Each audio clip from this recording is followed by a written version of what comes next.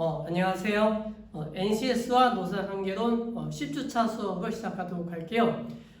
지난 시간에 단체 교섭에 대해서 공부했었죠. 단체 교섭에 대해서 공부했었고, 오늘 이제 두 번째는 단체 협약 이론에 대해서 공부하게 돼요. 그래서 단체 교섭에서 가장 중요했던 내용이 거래와 협상이었죠. 거래와 협상. 그래서 노동조합과 사용자 간에 협상하는 것.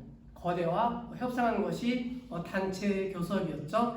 단체 교섭을 통해서 이제 거기서 이제 합의가 돼요. 합의가 되면은 이제 협약 체결하게 되겠죠. 협약 체결하는 것이 이제 단체 협약이 되겠죠. 그래서 단체 협약에 대한 의의에 대해서 공부하게 되고, 그다음 두 번째 단체 협약의 성립, 그다음에 세 번째는 단체 협약의 내용, 그다음에 효력, 그러니까 세 가지에 대해서 공부하게 돼요. 첫 번째는 규범적인 부분에 대해서 공부하게 돼요. 규범적 부분. 두 번째는 채무적인 부분. 그다음에 세 번째는 조직적인 부분, 조직적인 부분으로 나누게 돼요. 그래서 나중에 자세히 공부하고, 그다음에 네 번째 단체 협약을 맺게 되면 이제 단체 협약 관리해야 되겠죠. 단체 협약의 관리에 대해서 공부하게 돼요. 그럼 이제 고충 처리 제도가 있죠. 그래서 협약 관리하는 데 있어서 이제 서로 이제 마찰이 벌어지겠죠. 사용자 입장과 그다음 아니면 노동조합 입장이 서로 상충되는 부분이 있다던가, 아니면 이제 노동조합 측에서 불평이나 불만이 있겠죠. 그것이 이제 처리하는 제도, 그것이 고충 처리 제도가 있겠죠. 그래서 고충 처리 제도까지 오늘 이제 공부해 나가도록 할게요. 그 다음에 이제 책 정리하고, 그 다음에 이제 부당행위, 부당노동행위에 대해서 공부하도록 할게요. 그럼 이제 제일 처음에 이제 단체 협약이죠. 단체 협약의 의의에 대해서 살펴보도록 할게요. 프린터 다 준비해 주셨죠? 그럼 이제 프린터 같이 보도록 할게요.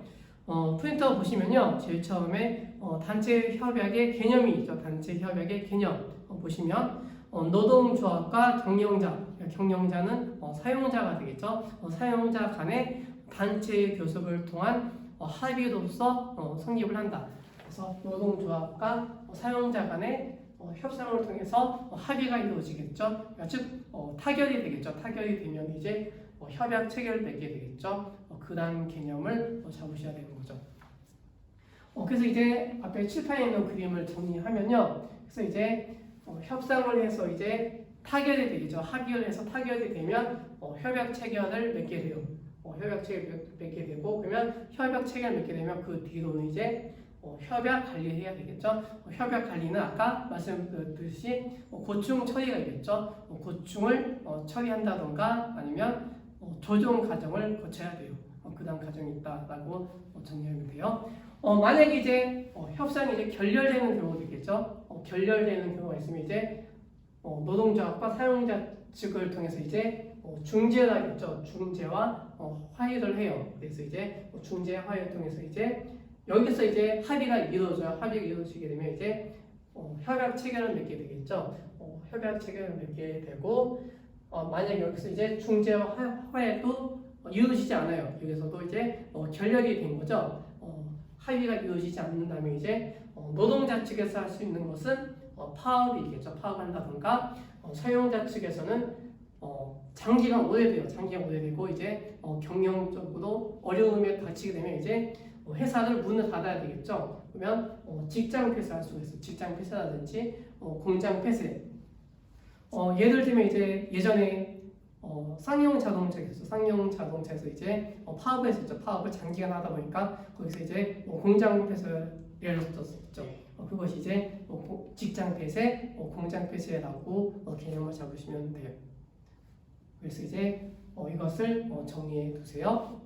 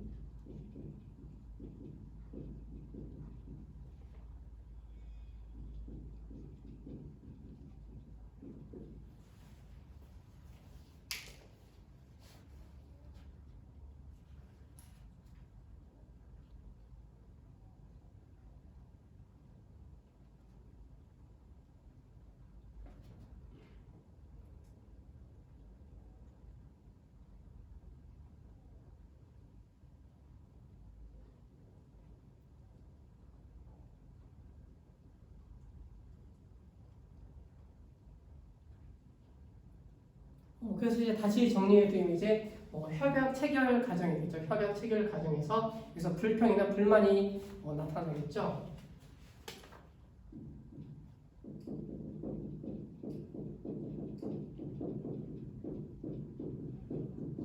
불평 불만이 이루어지게 되면서 이제 고충 처리하게 되겠죠.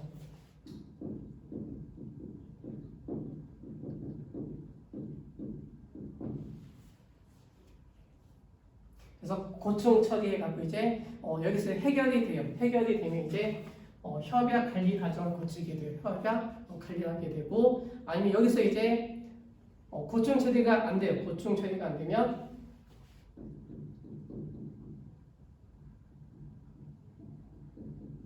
다시 중재하는 역할을 하게 되겠죠.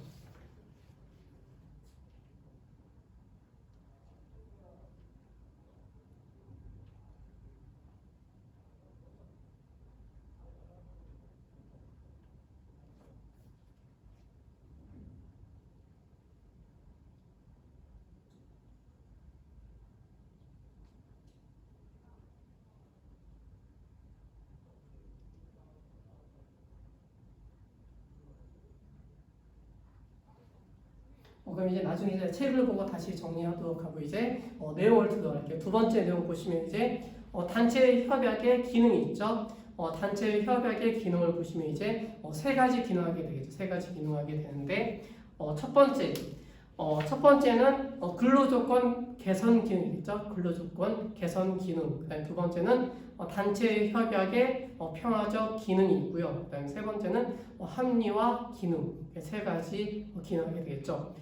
근로조건 개선 기능을 보면 이제 개별적으로 하는 것보다는 단체로 하게 되면 더 좋은 근로조건을 만들 수가 있겠죠. 그것이 근로조건 개선 기능이 있다. 그러니까 개별적인 교섭보다는 단체 교섭하는 것이 낫다라고 하는 거죠. 그 다음에 두 번째, 단체 협약의 평화적 기능이 있죠. 단체 협약의 평화적 기능은요, 사용자 입장, 그 다음에 노동조합 입장이 있어요. 두 번째 내용을 정리하게 되면 사용자 입장이죠. 사용자 입장에서는 조합원이 근로자를 대우해주는 기능을 하게 되겠죠.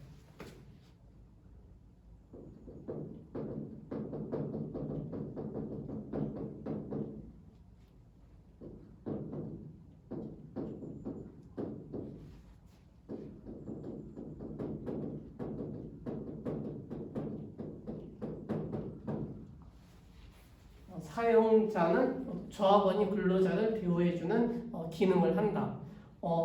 반면에 이제 노동조합,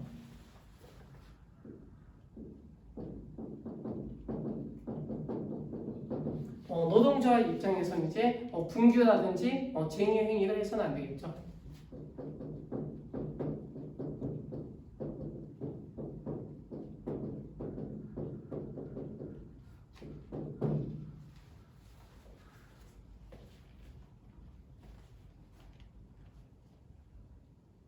그러니까 단체 협약 기간 동안에 이제 분규나 쟁의 행위를 해서는 안 된다 이렇게 정리하시면 되겠죠.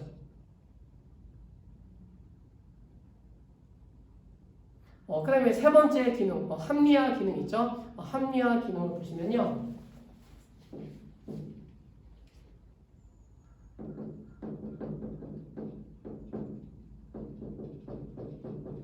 합리화 기능은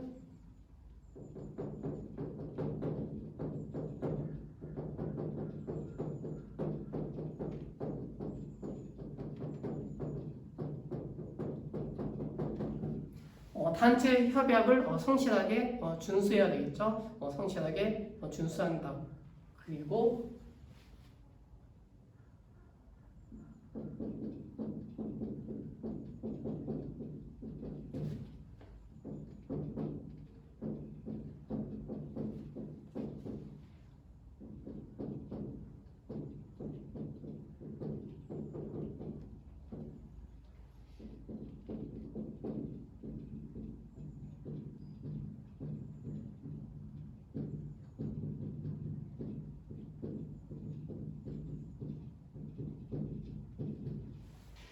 임금이라든지 기타 급여라든지 그다음에 근로 조건 등 근로자 대우에 관한 사항을 합리적으로 마련해야 된다. 이것이 합리화 기능이 되겠죠.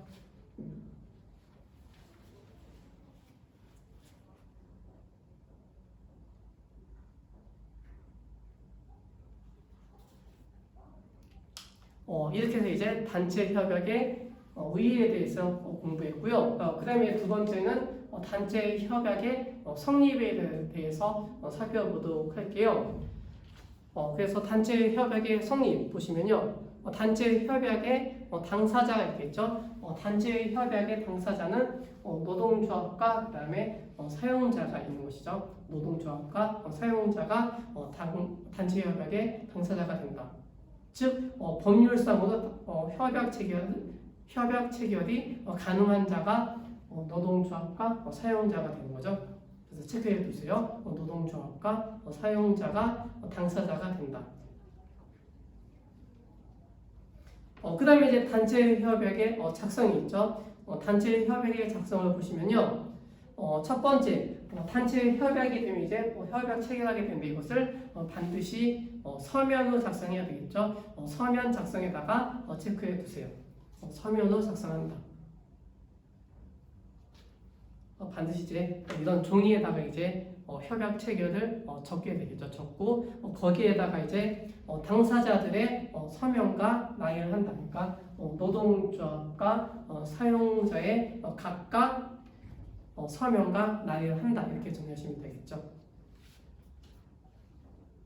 그 다음에 두 번째, 단체 협약 체결로부터 15일 이내 행정관청에 신고해야 된다. 15일 이내 신고. 이것이 중요한 내용이 되겠죠. 15일 이내에다가 체크해 주시고요.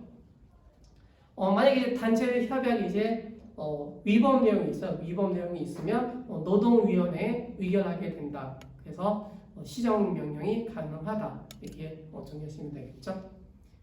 그다음에 세 번째, 단체 협약의 유효기간이 나오죠. 단체 협약의 유효기간은 2년을 초과할 수 없게 되겠죠. 2년을 초과하는 유효기간을 정할 수 없다. 그러니까 2년 이내에 2년을 초과할 수 없다. 이것이 중요한 포인트가 되겠죠. 그래서 2년에다가 체크해 두세요. 그래서 이제 단체 협약의 성립에 대해서 정리했고요. 그 다음에 세 번째, 단체 협약의 내용과 효력이 나오죠. 그래서 단체 협약의 내용을 보시면 크게 세 가지 부분 나누게 되겠죠. 세 가지 부분 나누게 되는데 규범적인 부분, 그 다음에 채무적인 부분, 그다음에 조직적인 부분 이렇게 구분하게 돼요. 첫 번째, 규범적인 부분이 있죠. 규범적 부분은요, 근로조건 그리고 기타 근로자의 대우에 관한 기준을 적용한다. 채무적인 부분이 두 번째, 채무적인 부분, 사용자와 노동조합의 관계를 정하는 부분이 된다. 그래서 협약 당사자의 권리와 의무가 존재한다. 그 다음에 세 번째, 조직적인 부분이 있겠죠. 조직적인 부분은 제도라든지 그리고 기관의 조직과 운영에 관한 단체 협약 부분이 있다. 그래서 단체 협약에는 세 가지 부분이 있는 거죠. 첫 번째, 규범적인 부분, 그 다음에 두 번째는 채무적인 부분, 그 다음에 세 번째는 조직적인 부분, 이렇게 구분할 수가 있겠죠. 그래서 이제 효력이 있죠. 이제 세 가지 효력에 대해서 정리하게 되는데요. 첫 번째, 규범적인 효력이 있죠. 규범적인 효력은 첫 번째, 강제적인 효력이 있겠죠. 강제적인 효력. 그다음에 두 번째는 직접적인 효력이 있죠. 그다음에 세 번째, 유리한 조건에 우선 원칙이 있다. 그러니까 유리한 쪽을 선택할 수가 있다라고 정리하고 있죠. 그래서 첫 번째, 강제적 효력을 볼게요. 강제적 효력을 보시면 근로 조건이라든지 대우에 관한 기준 위반이 있다. 그리고 근로계약의 부분 무효이라는 것이 강제적인 효력이 되겠죠. 두 번째, 직접적인 효력. 직접적인 효력은요, 근로계약에 규정되지 않은 사항도 단체 협약에 정한 기준에 의한다고 규정하고 있다. 그 다음에 세 번째, 유의한 조건의 우선 원칙이 나오죠. 유의한 조건의 우선 원칙은 근로계약이 하든지 단체 협약 중에 둘 중에 유리한 조건을 선택할 수 있다. 이것이 중요한 내용이 되겠죠. 근로계약이 하든지 단체 협약 중에 자기가 노동조합 측이 유리한 쪽으로 선택할 수 있다. 이것이 규범적인 효력이 되겠죠.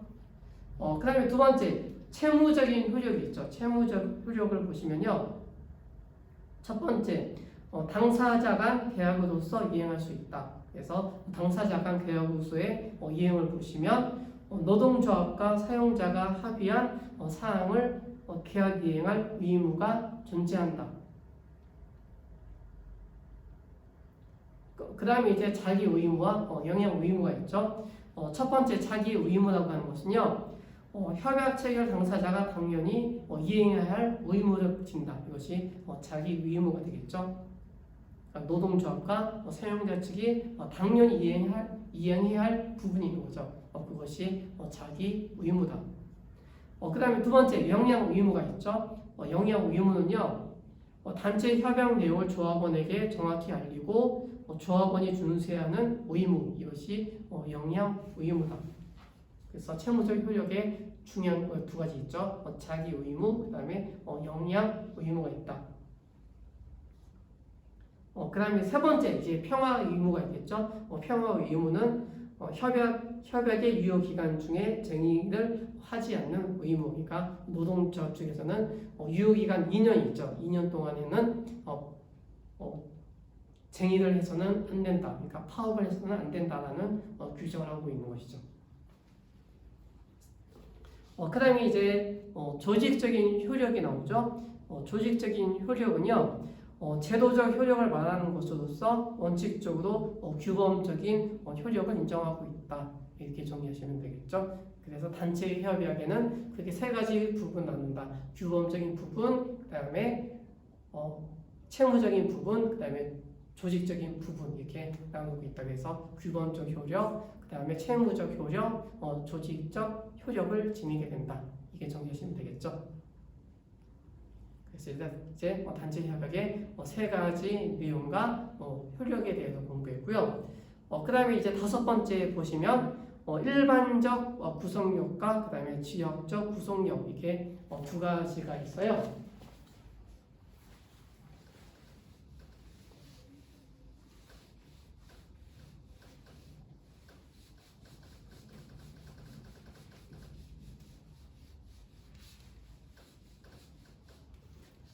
그래서 첫 번째 일반적인 구성력이 있죠.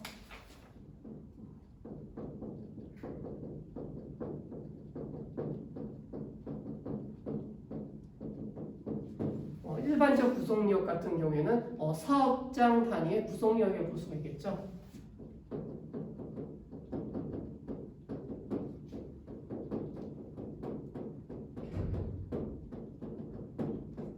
사업장 단위 구성력. 그래서 여기에서는 이제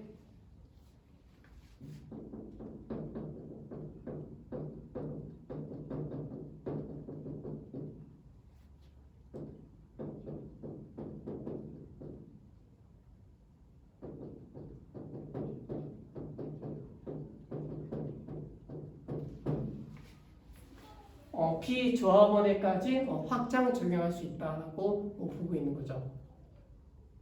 그래서 이거 같은 경우에는 기업별 노동조합이 되겠죠.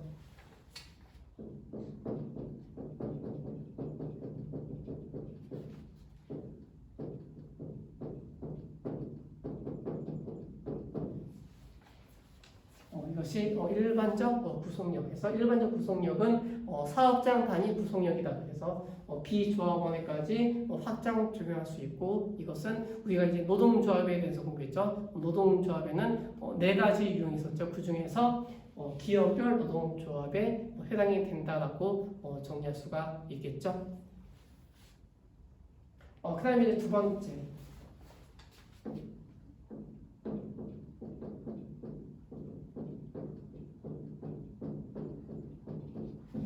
지역적 구성력이 있죠. 지역적 구성력은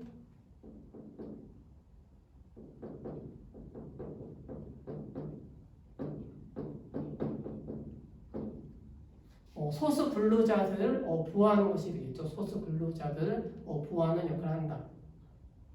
그래서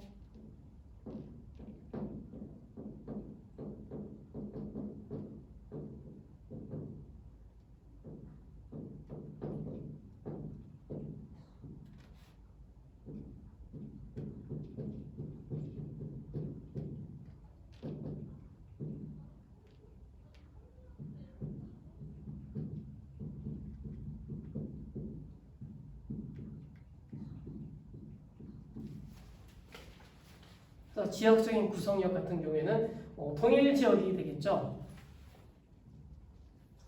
동일 지역에서 동일 노동과 동일 임금 원칙을 실현하는 것이 목적이다. 이렇게 정리하시면 되겠죠. 이것이 지역적 구성력이다.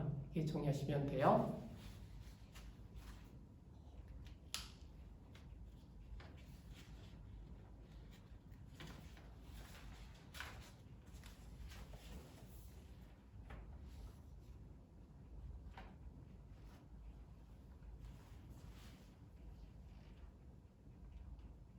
정리되셨죠? 그럼 이제 네 번째 단체 협약의 관리 볼게요. 단체 협약의 관리. 그래서 2페이지 보세요. 2페이지 보시면 단체 협약의 관리. 그래서 단체 협약의 중요성이 나오죠. 중요성 한번 읽어볼게요.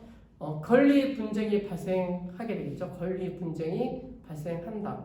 그래서 단체 협약에서 경영자가 확보했다고 믿는 권리와 노동조합이 획득했다고 믿는 권리에 대한 해석과 집행 과정에서 나오는 차이에서 발생하는 분쟁, 이것이 권리 분쟁이 되겠죠.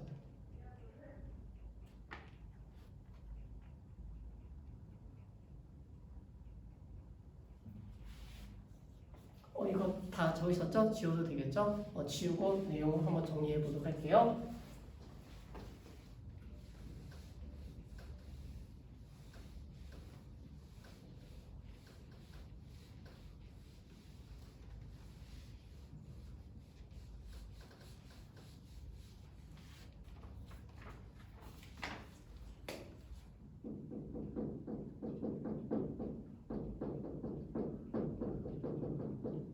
그래서 이제 권리 분쟁이 나오죠. 권리 분쟁.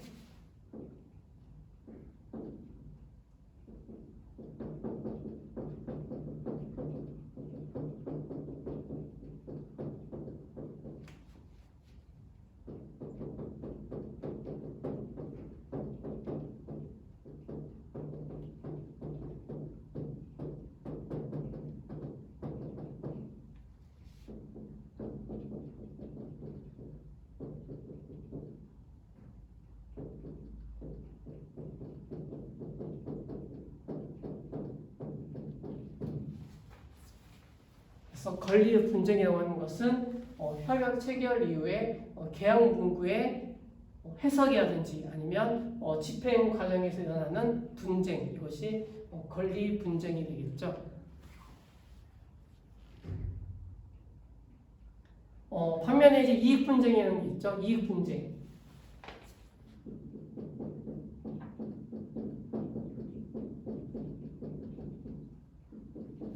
이익 분쟁이라고 하는 것은요.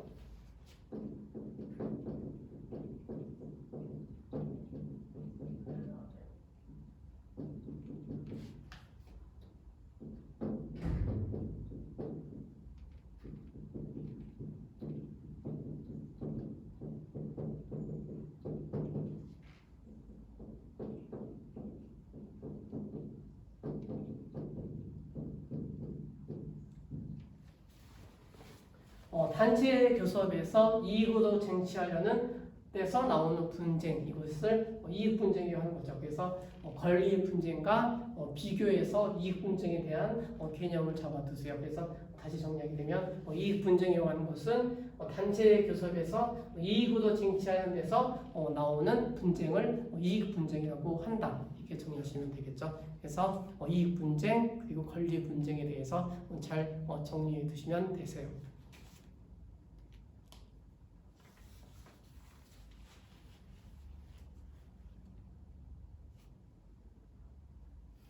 다 정리되셨죠? 그럼 이제 두 번째 단체 협약 관리의 문제를 보도록 할게요. 임금을 중심으로 한 경제적 아니면 물질적 문제와 권력적 쟁점이 대부분이다. 그래서 단체 협약 관리 문제는 경제적 문제라든지 권력적 쟁점이 항상 쟁점이 되겠죠. 그 다음에 이제 두 번째, 단체 협약과 관련해서 이제 매년 연례 행사처럼 분쟁이 계속되고 있다. 그래서 이러한 것을 해결하는 방법이 고충 처리 제도이다. 그래서 이제 고충 처리 제도에 대해서 정리하게 되는 거죠. 그래서 고충 처리, 고충이라고 하는 것은 불평과 불만, 이것을 고충이라고 하는 거죠. 고충이라고 하는 것은 불평, 불만 이렇게 정리하시면 되겠죠. 그래서 이제 고충 처리 제도의 고충의 개념을 보시면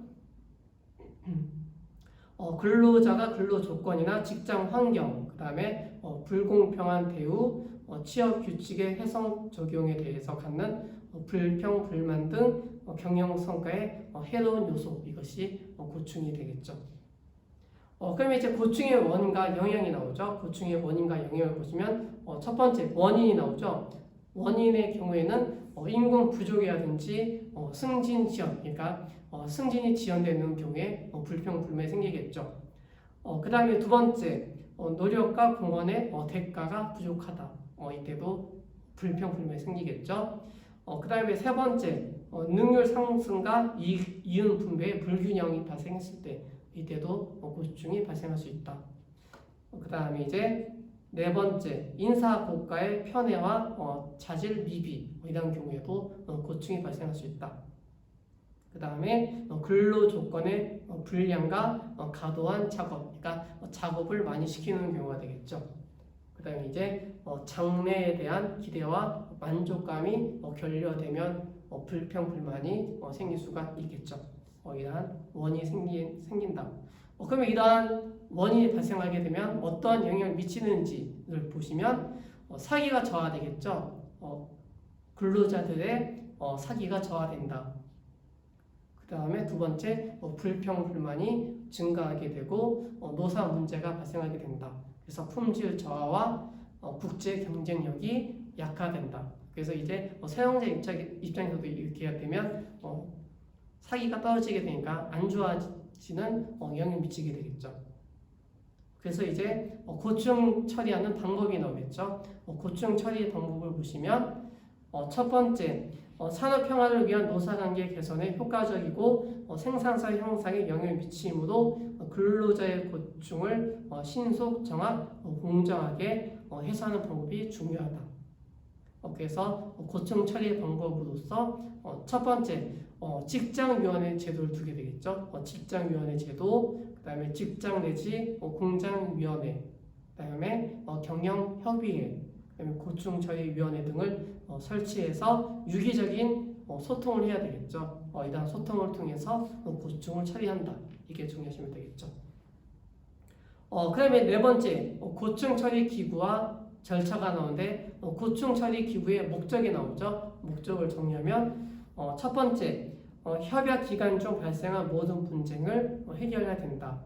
두 번째 노동조합의 역할 규정을 해야 된다. 세 번째 노사 분쟁을 처리하기 위한 질서적 방법을 확립해야 된다.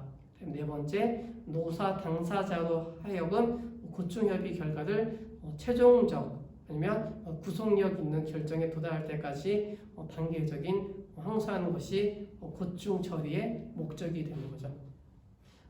그러면 이제 고충 처리 기구 5단계가 있죠. 이것은 이제 나중에 책을 보고 정리하고, 그 다음에 절차가 나오죠. 절차에 관해서도 잠시 쉬었다가 책을 보면서 정리하도록 할게요. 잠시 쉬었다가 책을 정리하도록 할게요.